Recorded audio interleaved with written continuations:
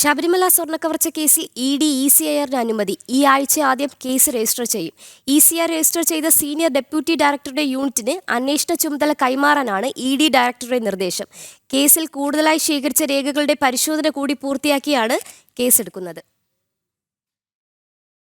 ശബരിമല സ്വർണ്ണക്കവർച്ച കേസിൽ ECIR register ചെയ്യാൻ ഡയറക്ടറുടെ അനുമതി ലഭിച്ചതിന് പിന്നാലെ ECIR നടപടികളിലേക്ക് കടക്കാൻ കൊച്ചി സോണൽ അഡീഷണൽ ഡയറക്ടർ ഉദ്യോഗസ്ഥർക്ക് നിർദ്ദേശം നൽകിയിട്ടുണ്ട്.